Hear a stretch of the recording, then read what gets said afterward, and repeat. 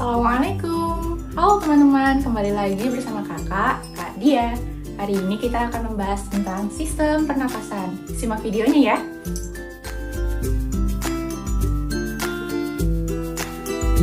Ya, jadi sebelum kita masuk ke mekanisme sistem pernapasannya itu, kita bahas dulu ya alat pernapasan pada hewan, karena ternyata beda-beda nih tiap hewan. Jadi untuk hewan-hewan itu kan secara umum dibagi menjadi 5 kelompok ya. Ada ikan, amfibi, reptil, burung, dan mamalia. Nah, alat pernapasannya itu tergantung dengan habitatnya masing-masing gitu. Contohnya ikan. Ikan itu kan dia hidup di air, maka dia bernapas dengan insang gitu. Lalu untuk amfibi, dia itu bernafas dengan paru-paru dan juga kulit gitu ya, karena dia hidup di darat dan di air. Nah, tapi ada pengecualian untuk seperti kodok atau katak, itu dia waktu mudanya berbentuk kecebong, dia bernafas dengan insang karena ada di air, seperti itu ya. Nah, selanjutnya ada reptil. Reptil itu adalah hewan yang merayap dan juga melata. Nah, ini bersama-sama dengan burung dan mamalia, mereka hidup di darat kan. Nah, itu bernafas dengan paru-paru kayak gitu.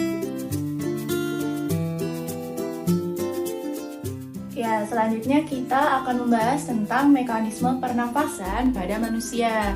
Nah, sebelum kita membahas itu, kita harus paham dulu nih, ada organ apa aja sih di dalamnya. Nah, yang pertama ada rongga hidung.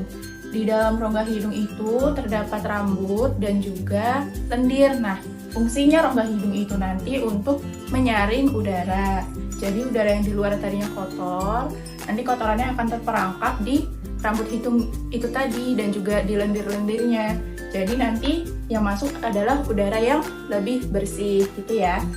Nah, selanjutnya udara nanti akan masuk ke faring, yaitu tenggorokan, dan diteruskan ke laring atau pangkal tenggorokan.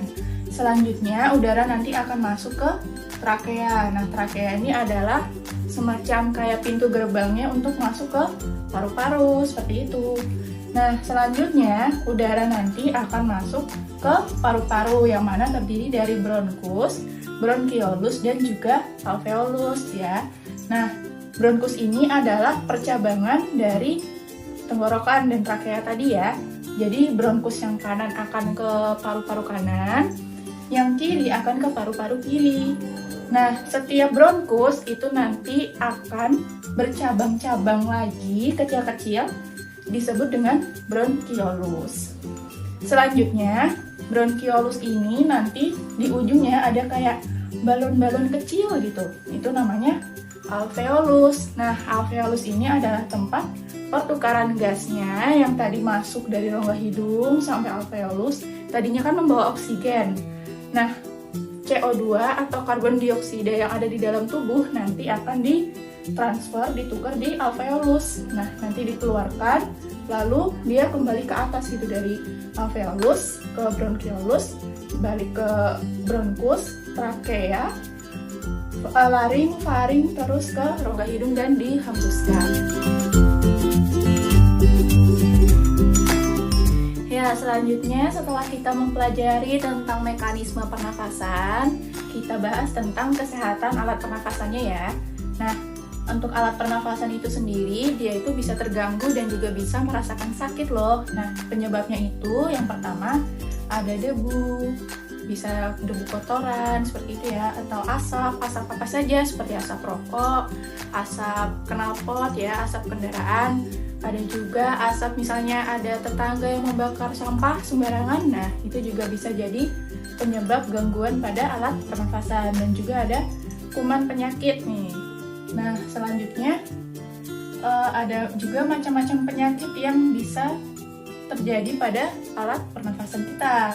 Yang pertama ada TBC atau tuberkulosis, terus ada asma, ada influenza, dan juga yang sekarang sedang terjadi nih, COVID-19 gitu ya.